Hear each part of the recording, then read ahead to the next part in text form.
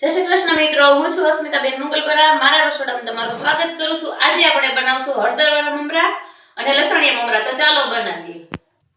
મેં 400 ગ્રામ જેટલા મમરા લીધા છે, એ ચાળીને લીધા છે અને સેવ લીધી છે. આપણે લસણિયા મમરા બનાવવા માટે લસણ અને 2 ચમચી કાશ્મીરી મરચું અને 1 ચમચી તીખું મરચું લીધું છે. અને હળદરવાળા મમરા બનાવવા માટે મેં મીઠો લીમડો અને હળદર લીધી છે અને સ્વાદ પ્રમાણે આપણે મીઠું એડ કરશું. આપણે પહેલા થોડા મમરા શેકી લેશું, એકદમ ક્રિસ્પી થાય એવા. ધીમા ગેસે આપણે થોડા કરીને શેકી લેશું બધા મમરા.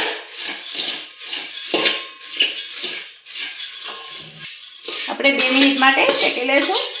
ધીમા ગેસે જ આપણે શેકવાના છે, નકર નીચે બેસી જાય અને બળી પણ જાય. આપણે 2 મિનિટ થઈ ગઈ છે, આપણે ચેક કરી લેશું. જોઈ શકો છો એકદમ તરત ભૂકો થઈ જાય છે. હવે પણ આપણા શેકાઈ ગયા છે મમરા. હવે આપણે બીજી તપેલીમાં કાઢી લેશું. એવી જ રીતે આપણે બધા મમરા શેકી લેશું.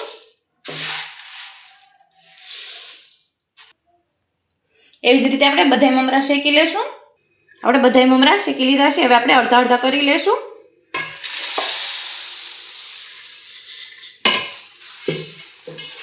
આપણે લસણિયા મમરા બનાવશું, આ હળદરવાળા મમરા બનાવશું. આપણે કઢાઈ ગરમ મૂકી દીધી છે. આપણે 3 પાવડા તેલ એડ કરશું. આપણે તેલ આવી ગયું છે. અડધી ચમચી હિંગ એડ કરશું અને આપણે હળદર એડ કરશું. આપણે મીઠા લીમડાના પાન લીધા છે, એડ કરશું.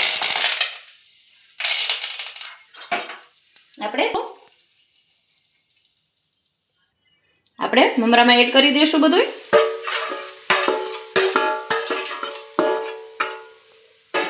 સરસ રીતે મિક્સ કરી લેશું.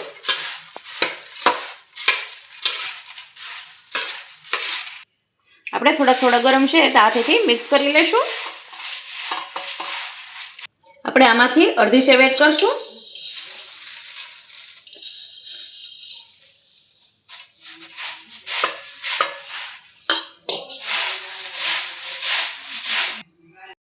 આપણા હળદરવાળા મમરા બનીને તૈયાર થઈ ગયા છે. આપણે સાઈડમાં રાખી દઈશું અને લસણિયા મમરા બનાવશું. આપણે લસણિયા મમરા બનાવવા માટે મિક્સર જાર લીધું છે અને 8 થી 10 કળી મેં લસણની લીધી છે, એ આપણે એડ કરી દઈશું. 2 ચમચી કાશ્મીરી મરચું લીધું છે અને 1 ચમચી તીખું મરચું લીધું છે. અડધી ચમચી મીઠું એડ કરશું. થોડુંક આપણે તેલ એડ કરશું એમાં. હવે આપણે પીસી લેશું. આપણે લસણવાળી ચટણી પીસીને તૈયાર કરી લીધી છે. આપણે એક બાઉલમાં કાઢી લેશું. આવી રીતે આપણે દરદરી ચટણી જાડી એકદમ થાય એવી રીતે આપણે દળવાની છે. તેલમાં જાય એટલે એકદમ છૂટી પડી જશે. આપણે એક બાઉલમાં કાઢી લેશું.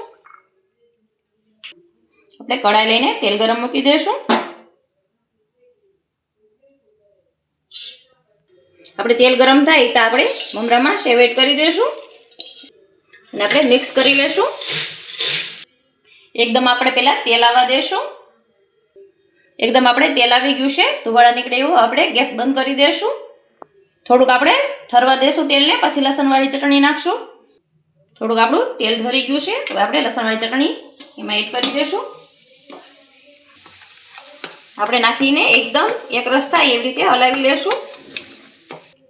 આપણે થોડુંક તેલ ગરમ હતું એમાં એડ કરી દીધું છે, એટલે આપણે લસણવાળી ચટણી પણ બળી નથી અને આપણે લસણવાળી ચટણી આપણે લસણનો કાચો ટેસ્ટ આવે એ પણ નહીં આવે અને આપણું લસણવાળી ચટણી બળશે નહીં. એકદમ એવો ને એવો આપણો કલર જળવાઈ રહેશે. જોઈ શકો છો. આપણે લસણવાળી ચટણી બનાવી હતી ત્યારે થોડુંક મીઠું એડ કર્યું હતું અને આમાં થોડુંક આપણે મીઠું એડ કરી દઈશું. આપણે લસણવાળી ચટણી મમરામાં એડ કરી દઈશું. હવે આપણે મિક્સ કરી લેશું.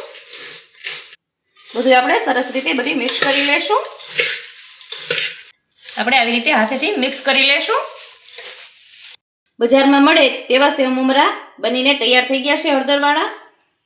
બજારમાં મળે તેવા લસણિયા મમરા બનીને તૈયાર થઈ ગયા છે. આપણે 2 મમરા ડીશમાં સર્વ કરી લેશું. આપણે ડીશમાં સર્વ કરી લેશું. હળદરવાળા મમરા અને લસણિયા મમરા બનીને આપણા તૈયાર થઈ ગયા છે બજાર જેવા. જો મારો વિડીયો તમને ગમ્યો હોય તો વિડીયોને લાઈક કરજો, શેર કરજો અને સબસ્ક્રાઈબ કરજો.